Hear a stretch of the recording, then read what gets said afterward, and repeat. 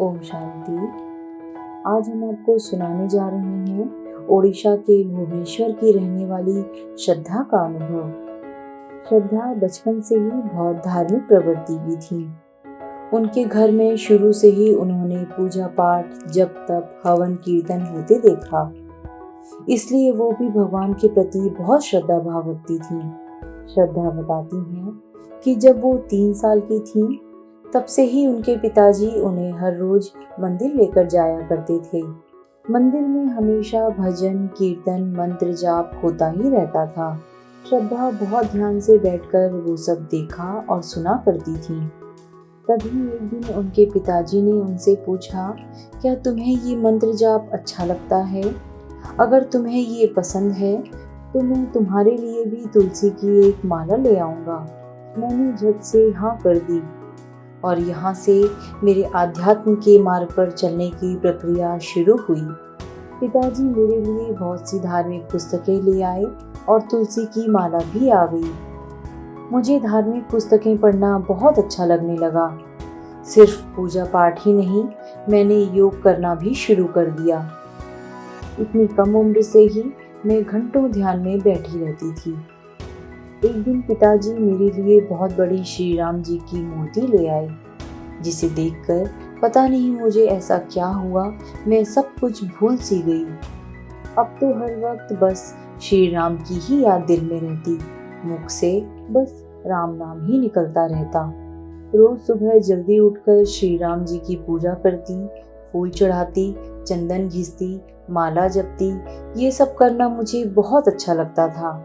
मैं पूरी निष्ठा से श्री राम जी की पूजा करने लगी, लेकिन मेरे मन में एक प्रश्न हमेशा रहता था, मैं इनकी इतनी पूजा आखिर क्यों करती हूँ? मैं तो इन्हें जानती भी नहीं, तब भी इनका नाम मेरे मुंह से हमेशा क्यों निकलता रहता है? मुझे बचपन से ही टीवी पर धार्मिक सीरियल देखना बहुत पसंद था। मैंने रामायण, महाभारत और न जाने कितने ही सीरियल टीवी पर देखे थे। तब तक मुझे ये नहीं पता था कि आखिर राम ने सीता जी को क्यों छोड़ दिया था। लेकिन जैसे जैसे मैं बड़ी होती गई, चीजें समझ में आने लगी। तब मुझे पता लगा कि केवल किसी बाहरी व्यक्ति के कह देने मात्र से श्री राम ने अपनी पत्नी को छोड़ दिया था, वो भी उस अवस्था में जब वो उनके बच्चों को जन्म देने वाली थी। मेरे मन को बहुत पीड़ा पहुंची और उस दिन से मैंने श्री राम की पूजा करना बंद कर दिया। मैंने सोचा कि क्या देवता ऐसे होते हैं और मैं ऐसे देवता की पूजा क्यों करूं, जिन्होंने अपनी पत्नी को इतनी पीड़ा में इस अवस्था में छोड़ दिया। फिर मेरे मन में एक और प्रश्न ने जन्म लिया कि ये आखिर शिव कौन है? क्योंकि जब मैं पिताजी के साथ मंदिर जाया करती थी तो मैंने हमेशा वहाँ ओम नमः शिवाय का जाप सुना था और शिवलिंग की पूजा होते देखी थी। लेकिन मुझे मेरे प्रश्न का जवाब कभी ठीक से नहीं मिला।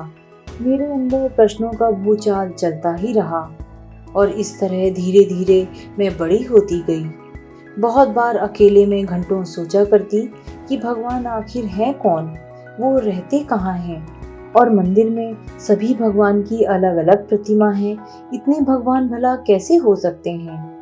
सालों से अपने अंदर दबे इन प्रश्नों के बाढ़ ने आखिर मेरे सब्र का बांध तोड़ दिया और मैंने जोर जोर से रोते हुए भगवान का आवाहन किया, भगवान आखिर तुम कौन हो? कहाँ रहते हो?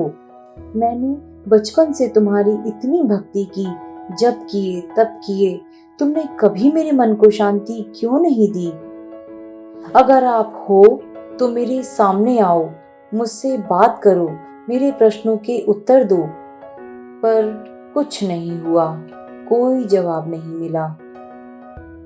लेकिन अगले ही दिन मैं कुछ पढ़ रही थी कि अचानक मेरी नज़र एक आर्टिकल पर गई, जिसमें मैंने अफर्मेशंस के बारे में पढ़ा। मैंने सोचा अगर ये सच है तो क्यों ना इसे आजमाया जाए, और मैंने अफर्मेशन करना शुरू कर दिया। और अपने अफर्मेशन में मैंने अपने जीवन साथी को श्री राम के रूप में देखना शुरू कर दिया। और आप विश्वास नहीं करेंगे, मुझे ये करते अभी कुछ महीने ही हुए थे कि मेरी शादी तय हो गई। और जिस इंसान से मेरी शादी तय हुई, जब उनके साथ मेरी कुंडली मिलवाई गई तो पता लगा कि उनका जन्म रामनवमी वाले दिन हुआ था। ये सुनते ही मेरी दादी माँ बहुत खुश हो गईं। उन्होंने हंसते हुए कहा, बचपन से ही तुम बहुत राम नाम का जाप करती थी ना, लो अब पति के रूप में भी तुम्हें राम ही मिल रहा है। मैं खुश तो थी, लेकिन पता नहीं क्यों संतुष्ट नहीं थी। और फिर शादी का दिन आया, मेरी शादी हो गई, मेरे जीवन की नई शुरुआत हो गई। सब कुछ ठीक था। मेरे पति भी बहुत अच्छे इंसान थे, सबकी मदद करते थे, सबके दुख सुख का ख्याल रखते थे।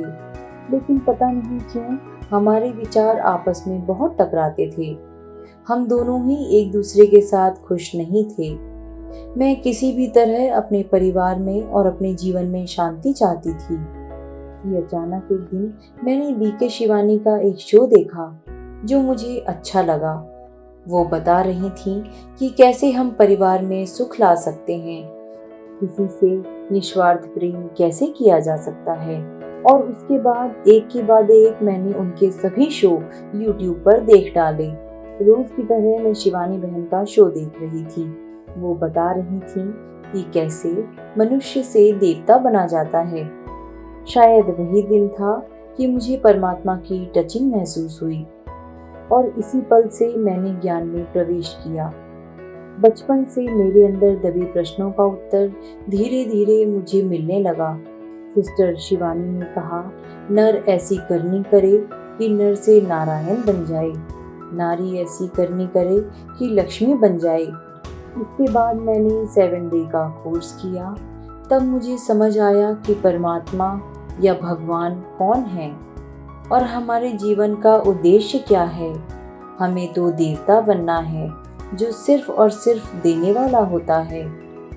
रिश्तों में प्यार देना, संसार में शांति देनी है, परिवार में सुख देना है। देना देना और देना, सिर्फ देने वाला देवता बनना है और इस प्रकार हम स्वर्ग की स्थापना कर सकते हैं। मुझे उस दिन अपने जीवन का मूल्य समझ आया। मुझे हर संबंध में अब सिर्फ देने वाला बनना है। ये अपने आप से बात मैंने पक्की कर ली और आज मेरे पति के साथ मेरे संबंध बहुत अच्छे हो गए हैं। मैं जीवन में बहुत खुश हूँ, सुख शांति है। मैं हर रोज अपने परिवार को शांति की वाइब्रेशंस देती हूँ और सभी आत्माओं को बाबा के बच्चे के रूप में ही देखती हूँ। मुझे बाबा का ज्ञान काफ़ी लेट मिला, लेकिन मैं खुश हूँ कि बाबा ने मुझे चुना, अपना प्यार दिया। अब बस बाबा से रोज यही कहती हूँ कि बाबा कुछ भी हो जाए, आप मेरा हाथ और साथ कभी नहीं छोड़ना। अगर आपको श्रद्धा बहन का अनुभव पसंद आया है तो इस वीडियो को लाइक, कमेंट और शेयर करें। और यदि आपके पास भी अपना कोई अनुभव है जो आप हमारे साथ बांटना चाहते हैं तो आप हमारे इस वीडियो के कमेंट बॉक्स में कमेंट कर सकते हैं या हमारे व्हाट्सएप नंबर पर हमसे संपर्क कर सकते हैं। ओम शांति।